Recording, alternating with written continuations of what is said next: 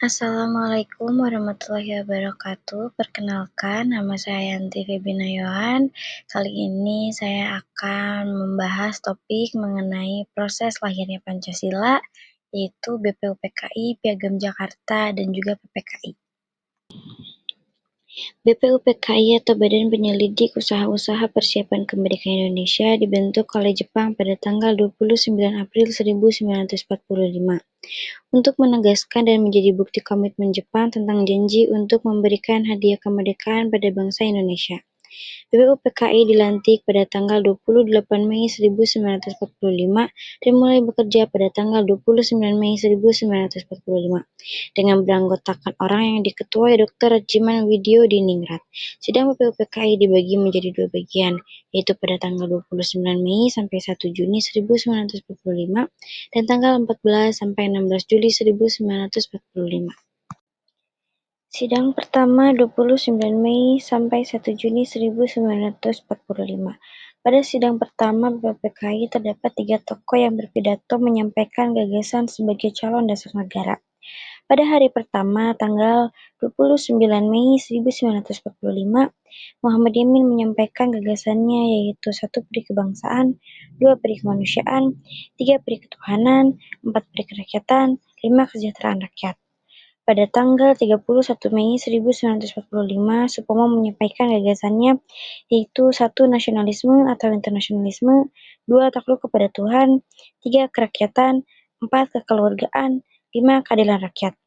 Pada hari terakhir, tanggal 1 Juni 1945, Insinyur Soekarno menyampaikan gagasannya yaitu 1 nasionalisme atau kebangsaan Indonesia, 2 internasionalisme atau perikemanusiaan, 3 mufakat atau demokrasi, 5 ketuhanan yang Maha Esa. 5 prinsip sebagai calon dasar negara yang telah disampaikan pada pidato tersebut oleh Insinyur Soekarno diusulkan agar diberi nama Pancasila. Sidang kedua 14 sampai 16 Juli 1945. Sidang kedua melanjutkan pembahasan pidato usulan calon dasar negara yang telah disampaikan oleh 3 tokoh pada tanggal 29 Mei sampai 1 Juni 1945. Pembahasan ini dilanjutkan oleh 9 tokoh yang dikenal dengan istilah Panitia 9, yaitu Insinyur Soekarno, Dr. Andes Muhammad Hatta, A.A. Maramis, Abi Kusno Djokro Sudjoso, Abdul Qahar Muzakir, Haji Agus Salim, Ahmad Subarjo, Kyai Haji Wahid Hasyim, dan Muhammad Yamin. Melalui rapat yang dilakukan secara intensif dari tanggal 14 sampai dengan 16 Juli 1945, Panitia 9 mencapai suatu hasil yang dikenal dengan istilah Piagam Jakarta, dengan susunan sebagai berikut. 1. Ketuhanan dengan kewajiban menjalankan syariat Islam bagi pemeluk-pemeluknya. 2. Kemanusiaan yang adil dan beradab. 3. Persatuan Indonesia. 4. Kerakyatan yang dipimpin oleh hikmat kebijaksanaan dalam permusyawaratan perwakilan. 5. Keadilan sosial bagi seluruh rakyat Indonesia. Perumusan serta sistematis Pancasila yang tertuang dalam Piagam Jakarta dapat diterima oleh BPUPKI dalam sidang 14 sampai 16 Juli 1945. PPKI atau Panitia Persiapan Kemerdekaan Indonesia dibentuk pada tanggal 7 Agustus 1945 dan mulai bekerja pada tanggal 9 Agustus 1945 dengan Insinyur Soekarno sebagai ketua dan Dr. Andes Muhammad Hatta sebagai wakil ketua. PPKI seluruhnya terdiri dari orang-orang Indonesia dengan tugas untuk memeriksa hasil kerja BPUPKI sebagai bahan persiapan kemerdekaan Indonesia. Setelah kemerdekaan, keanggotaan PPKI disempurnakan sehingga menjadi badan nasional.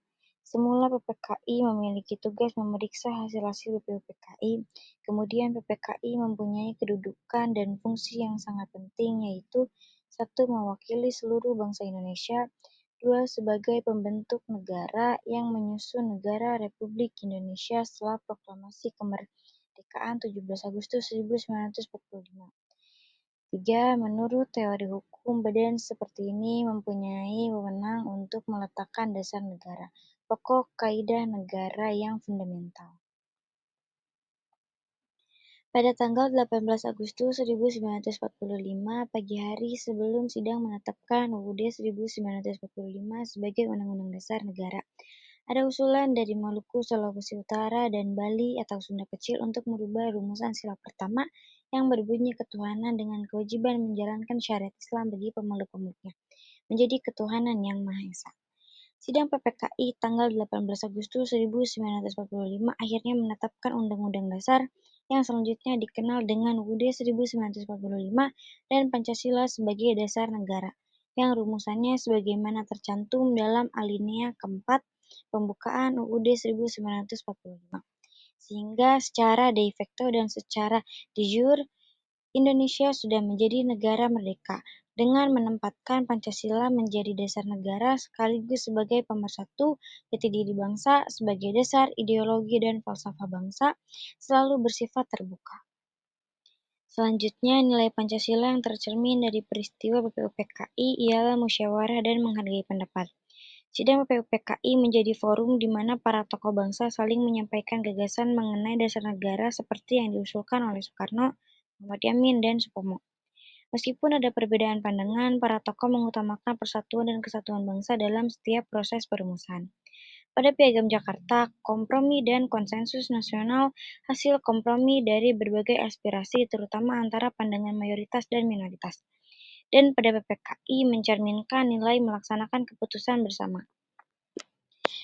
Relevansi untuk generasi muda masa kini, generasi muda perlu meniru semangat dialog dan toleransi intelektual, tidak langsung menolak pandangan berbeda, tapi mencari titik temu demi kemajuan bersama, menumbuhkan rasa bela negara, semangat nasionalisme, dan kesadaran bahwa kemerdekaan harus dijaga lewat aksi nyata, bukan hanya kata-kata.